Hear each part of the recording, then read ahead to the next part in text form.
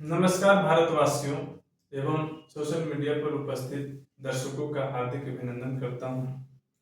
हम प्रतिदिन के भांति जब समय मिले तो मैं किताब का पुस्तक का व्याख्या करता हूं।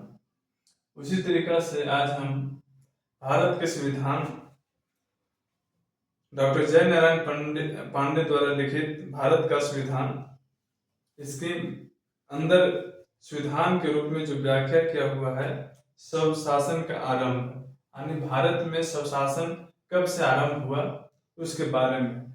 तो आप बोर्ड पर लिखे हुए देख सकते हैं 1919 से 1947 स्वशासन का आरंभ, यानी 1919 के बाद में भारत में कांग्रेस के द्वारा क्या किया गया, अंग्रेजी सरकार के द्वारा क्या किया गया, उसके अंतर्गत कौन कौन से बिल एक्ट लाया गया, कौन कौन से अधिनियम लाया गया, उसके बारे में हम व्याख्या करेंगे। तो सबसे प्रथम 1919 में माउंटेगू चेम्सफोर्ड रिपोर्ट लाया गया, यानी इसको दूसरा नाम है भारत सरकार अधिनियम 1919। इसके पिछले 1909 के अधिनियम को भारतीय परिषद अधिनियम कहते हैं, अब नाम चेंज हो गया, भारत सरकार अधिनियम 1919 आया। इस अधिनियम के मुख्य उपबंध निम्नलिखित है। इसका उपबंध क्या है? केंद्रीय सरकार, केंद्रीय विधानमंडल, प्रांतीय सरकार, अद्वैत शासन की स्थापना। तो सबसे पहले हम केंद्रीय सरकार पर चर्चा करते हैं। इस अधिनियम ने प्रांतों में एक उत्तरदायी सरकार की स्थापना तो अवश्य की, लेकिन इस सिद्धांत को केंद्रीय सरकार में लागू नहीं किया गया। केंद्रीय सरकार अथावत ब्रिटिश संसद के प्रति उत्तरदायी बनी रही। गवर्नर जनरल की परिषद की सदस्यता की अधिकतम सीमा का प्रतिबंध हटा दिया गया। भारतीय सदस्यों की संख्या बढ़ाकर 3 कर दी गई। इनका कार्यकाल 5 वर्ष का होता था। समस्त कार्यपालिका शक्ति गवर्नर जनरल में निहित थी। कार्यकारिणी परिषद भारत राष्ट्र सचिव के प्रति उत्तरदायी थी, न कि केंद्रीय विधान परिषद के प्रति।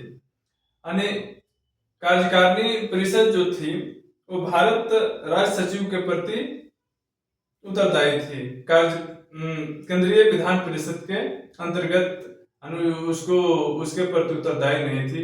जैसे आज के परिप्रेक्ष्य में हम लोग देखते हैं पूरा केंद्रीय विधान मंडल जो केंद्रीय मंत्रिमंडल जो होते हैं वो पूरा के पूरा लोकसभा के प्रति उत्तरदायी होते हैं। ऐसे राज्य में राज्य सरकार भी विधानसभा के प्रति उत्तरदायी होती है। तो उस समय केंद्रीय विधान परिषद के उत्तरदायी न होके कार्यकारिणी परिषद के प्रति उत्तरदायी होते थे। अब केंद्रीय विधानमंडल क्या है? केंद्रीय विधानमंडल में 2 सदन थे, विधानसभा और राज्य परिषद। विधानसभा में कुल 134 सदस्य थे। इनमें से 104 निर्वाचन द्वारा चुने जाते थे, शेष नामांकित किए जाते थे। विधानसभा की अवधि 3 वर्ष की थी, किंतु गवर्नर जनरल इस अवधि को पहले भी भंग कर सकता था। यानी विधानसभा में 3 वर्ष के कार्यकाल निहित किया गया था। उसमें गवर्नर जनरल चाहे तो 3 साल से पहले उसको भंग कर दे। राज्य परिषद की अधिकतम सदस्य संख्या 60 थी। इनमें से 34 निर्वाचित तथा 26 नामांकित होते थे। मताधिकार का अधिकार अत्यंत सीमित एवं संकुचित था। मताधिकार की अहर्ता संपत्ति के आधार पर निर्धारित की जाती थी, यानी आप वोट संपत्ति के अनुरूप ही दे सकते थे। स्त्रियों को न तो मताधिकार प्राप्त था, न ही वो परिषदों की सदस्य बन सकती थी। केंद्रीय विधानमंडल ने दोनों सदनों के समान अधिकार प्राप्त है। वे संघ सूची में वर्णित सभी विषयों पर विधि बना सकते थे। कुछ प्रांतीय विषयों पर भी गवर्नर जनरल की अनुमति से केंद्रीय विधानमंडल को विधि बनाने की शक्ति प्राप्त थी। केंद्रीय विधियों की विधि मान्यता को न्यायालय में चुनौती नहीं दी जा सकती थी। केंद्र और प्रांतों की में किसी विषय को लेकर यदि कोई मतभेद उत्पन्न हो जाता था तो गवर्नर जनरल भी इसका निर्णय करता था कि उस विषय पर केंद्र को विधि बनाने की शक्ति है या प्रांतों को। केंद्रीय विधानमंडल की विधायी शक्ति गवर्नर जनरल के अधीन थी। कुछ मामलों से संबंधित विधेयक बिना उसकी अनुमति के विधानमंडल में नहीं लाए जा सकते थे। वह विधानमंडल द्वारा पारित विधियों को सम्राट के समक्ष पुनः विचारार्थ प्रस्तुत कर सकता था। और अपना वीटो अस्वीकृत करने की शक्ति के प्रयोग द्वारा विधेयक को अस्वीकृत कर सकता था, और वह ऐसे किसी भी विधेयक को पारित कर सकता था जिसे परिषद ने अस्वीकृत कर दिया हो। उसके द्वारा स्वीकृत विधेयकों का वही प्रभाव होता था जो विधानमंडल द्वारा पारित विधियों का होता था।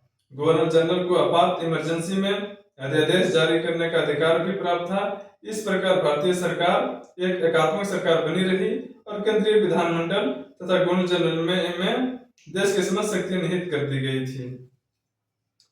यानी केंद्रीय विधानमंडल के संक्षेप में हम व्याख्या कर दे, उसमें क्या था कि सबसे पहले 104 विधानसभा में 2 इसको सदन बनाया गया, एक विधानसभा और एक राज्य परिषद।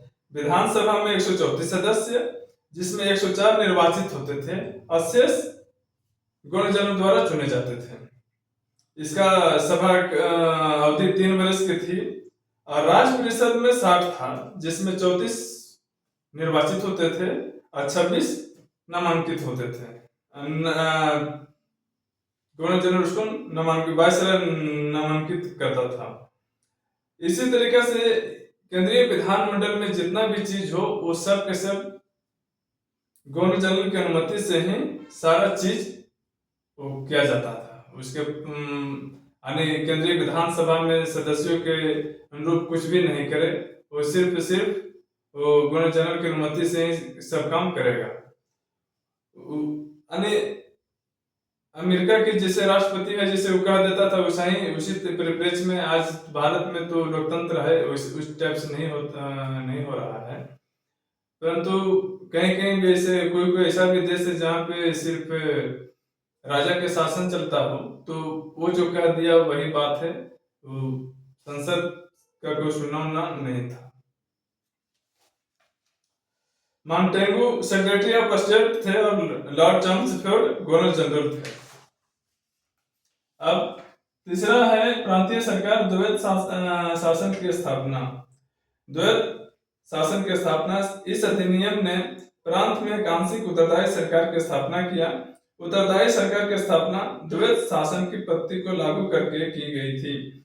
द्वैत शासन को लागू करने का उद्देश्य भारतीयों को अपनी सरकार को स्वयं चलाने में प्रशिक्षण देना था। विधि बनाने की दृष्टि से विषय को केंद्रीय और प्रांतीय 2 वर्गों में विभाजित कर दिया गया था। केंद्रीय विषयों पर केंद्रीय सरकार विधि बनाती थी और प्रांतीय विषयों पर प्रांतीय सरकारें।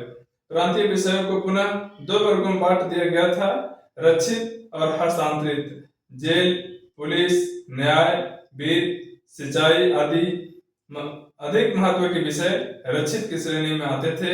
इन विषयों का प्रशासन गवर्नर जनरल अपनी कार्यपालिका की सहायता से करता था, जो प्रांत की विधान परिषद के प्रति उत्तरदायी नहीं होती थी। इन विषयों के प्रति वह राज्य सचिव के माध्यम से ब्रिटिश संसद के प्रति उत्तरदायी था। शिक्षा, खेती, स्थानीय स्वतंत्र शासन आदि कम महत्व के विषय हस्तांतरित की श्रेणी में आते थे। हस्तांतरित विषयों का प्रशासन गवर्नर अपने भारतीय मंत्रियों की सलाह से करता था, जो प्रांतीय विधान परिषद के प्रति उत्तरदायी होते थे। गवर्नर मंत्रियों और कार्यपालिका दोनों के निर्णय को रद्द कर सकता था। प्रांतीय विधान परिषद की विधि बनाने की शक्ति बहुत सीमित थी और उस पर अनेक प्रतिबंध थे। कई मामले में विधि बनाने के पहले गवर्नर जनरल की पूर्व अनुमति प्राप्त करना आवश्यक था। वह किसी विधेयक पर विचार किए जाने के पहले बीच में ही स्थगित कर सकता था। वह रचित विषयों पर बिना विधान परिषद की सहमति के भी विधि बना सकता था। उसे विधेयकों को वीटो करने का अधिकार प्राप्त था। अभी प्रांतीय विधान परिषद में निर्वाचित सदस्यों की संख्या काफी बढ़ा दी गई थी, किंतु मुसलमानों के लिए पृथक निर्वाचक मंडल का सिद्धांत यथावत चलता रहा। अब हम इसके अगले भाग के वीडियो में हम देखेंगे मॉन्टेगू चेम्सफोर्ड सुधार के दोष। इसके दोष क्या थे? आज के मैं वीडियो यहीं समाप्त करता हूं। जय हिंद, जय भारत। मेरे दोस्तों, आप लोग मेरे वीडियो को देखते हैं, मेरे वीडियो को देखिए और चैनल को सब्सक्राइब कर दीजिए ताकि 50 तक चले तो एक दिन लाइव हो सके। और यही कह सकता हूँ, और तो इसके अलावा कुछ कह ही नहीं सकता हूँ। जय हिंद, जय भारत।